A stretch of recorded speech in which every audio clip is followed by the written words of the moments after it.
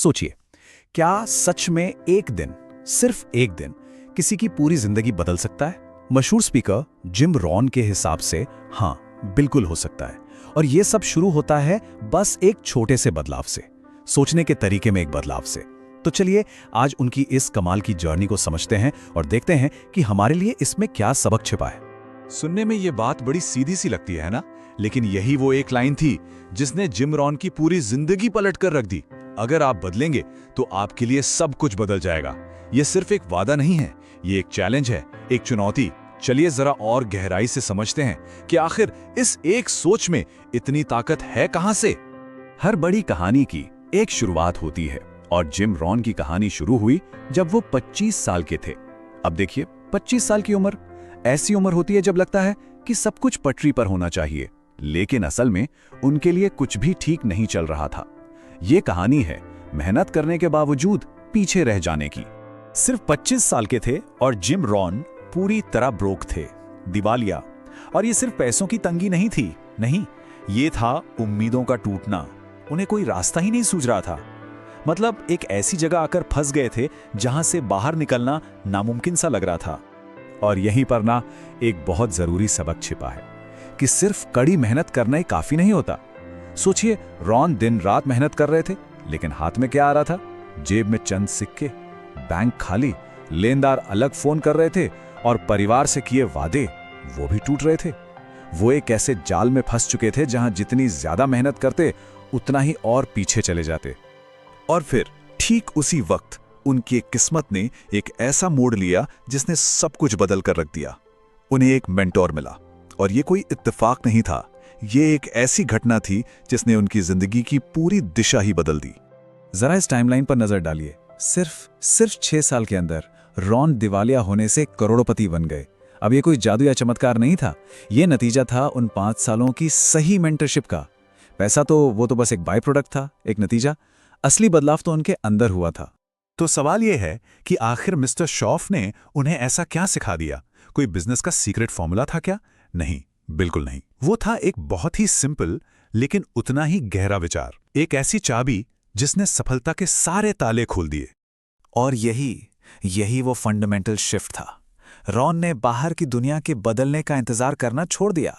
काश अर्थव्यवस्था ठीक हो जाए, काश मेरा बॉस बदल जाए, इस तरह की सोच को छोड़कर उन्होंने एक बात समझी कि असली बदलाव तो अंदर से आता है। मुझे बदलना होगा। बस यही वो एक सोच थी जिसने उन्हें सही मायनों में आजाद कर दिया। इस सोच को समझने का सबसे अच्छा तरीका है ये हवा और पाल वाली एनालॉजी। जरा सोचिए, जिंदगी एक समंदर की तरह है और मुश्किलें, हालात, ये सब तेज हवा की तरह है। अब हम हवा की दिशा तो नहीं बदल सकते, राइट? वो तो जैसे चलेगी चलेगी, लेकिन हम अपनी नाव की पाल, यानी हमारा एटीट्यूड, हमारी स्किल्स, उसे तो सेट कर सकते हैं ना। तो सवाल ये नहीं है कि हवा किधर बह रही है, असली सवाल ये है कि हमने अपनी पाल कैसे सेट की है।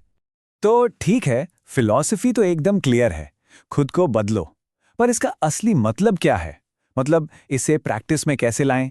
चलिए अब इस क्यों से आगे बढ़कर कैसे पर आते हैं और कुछ एक्शनेबल स्टेप्स देखते हैं। हमारी जिंदगी को ना ये 5 बड़ी ताकतें हमेशा अपनी अपनी तरफ खींचती रहती हैं। हमारा माहौल, मतलब हमारे दोस्त, हमारा शहर। फिर आती हैं वो घटनाएं जो हमारे साथ होती हैं। हमारा ज्ञान, जो कुछ भी हम जानते हैं। हमारे पास्ट रिजल्ट्स, जो भी हमने अतीत में हासिल किया या गंवाया। और आखिर में भविष्य को लेकर हमारी उम्मीदें, ये सब हम पर असर डालती हैं। पर सवाल यह है कि इनमें से किस ताकत को हमें अपनी जिंदगी चलाने की इजाजत देनी चाहिए? और इसका जवाब है भविष्य का मैग्नेटिक पुल, उसका खिंचाव। जब किसी के पास एक ऐसा फ्यूचर प्लान हो, एक ऐसा विजन हो जो उसे अपनी तरफ बुला रहा हो, एक ऐसी मंजिल जो उसे एक्साइट करती हो, तो पता है क्या होता है? अतीत की जंजीरें अपने आप कमजोर पड़ने लगती हैं। वो भविष्य आपको आगे खींचता है, वो आपको रुकने ही नहीं देता। इसे कहते हैं सफलता का चक्र या फिर असफलता का। और ये सब शुरू कहां से होता है? एटीट्यूड से, रवैये से। देखिए, एक अच्छा एटीट्यूड पोटेंशियल को अनलॉक करता है, जिससे एक्शन बेहतर होता है और उससे रिजल्ट्स अच्छे मिलते हैं। और फिर वो अच्छे रिजल्ट्स एटीट्यूड को और भी मजबूत कर देते हैं। ये एक अपवर्ड स्पाइरल है। लेकिन इसका उल्टा भी उतना ही सच है। एक बुरा रवैया आपको नीचे की तरफ खींचता चला जाता है। तो फिर असली सवाल ये उठता है कि अगर कोई इस नेगेटिव साइकिल में फंस गया है तो इसे तोड़ा कहाँ से जाए? इस चेन की कौन सी कड़ी पर चोट करनी चाहिए? जवाब बहुत साफ है। शुरुआत पर आप अपने रवैये को बदलते हैं, एटीट्यूड को। यही वो पहला डोमिनो है। बस इसे गिरा दीजिए, बाकी सब अपने आप सही लाइन में आ जाएंगे। रिजल्ट्स बदलने की कोशिश मत कीजिए, सबसे पहले अपना नजरिया बदलिए। अच्छा, तो एटीट्यूड बदलें कैसे? इसका तरीका है ऐसे गोल्स बनाना जो आपको अपनी तरफ खींचें, मैग्नेटिक गोल्स। उन्हें सिर्फ कागज पर लिखना नहीं है, उन्हें महसूस करना है। और सबसे जरूरी, हर गोल के पीछे एक पावरफुल क्यों ढूंढना है। क्योंकि देखिए, एक कार खरीदने की इच्छा शायद आपको मोटिवेट कर दे, लेकिन अपने परिवार को एक बेहतर जिंदगी देने का जो क्यों है ना, वो आपको हर सुबह बिस्तर से उठाएगा। पर्पस, मकसद ही असली चुंबक है। और अब हम इस पूरी फिलॉसफी के बिल्कुल केंद्र में पहुंचते हैं। एक ऐसा आइडिया जो गोल सेट करने के पूरे मतलब को ही बदल कर रख देता है। क्योंकि असली इनाम वो नहीं है जो हमें लगता है कि वो है। इस पर जरा सोचिए, $10 लाख, ये तो बस एक नंबर है। आज है, कल नहीं होगा। लेकिन उस पैसे को कमाने के लिए जो डिसिप्लिन, जो स्किल्स, जो हिम्मत अपने अंदर डेवलप करनी पड़ी, वो आपसे कोई नहीं छीन सकता। असली इनाम वो इंसान है जो आप उस प्रोसेस में बन जाते हैं। इसे ऐसे समझते हैं, करोड़पति बनने का लक्ष्य पैसा देता है, लेकिन वो प्रोसेस आपको डिसिप्लिन बना देता है। फसल उगाने का लक्ष्य अनाज देता है, लेकिन वो प्रोसेस आपको पेशेंट बना देता है। अब पैसा और अनाज तो खत्म हो सकते हैं, पर डिसिप्लिन और पेशेंस ये हमेशा आपके साथ रहते हैं। यही तो असली दौलत है। और रॉन ने ये सबक अपनी जिंदगी से सीखा। एक वक्त आया जब उनकी सारी दौलत चली गई, लेकिन वो टूटे नहीं। जानते हैं क्यों? क्योंकि उन्हें एहसास हुआ कि उन्होंने सिर्फ 10% गंवाया है, यानी कि पैसा। असली 90% तो अभी भी उनके पास था।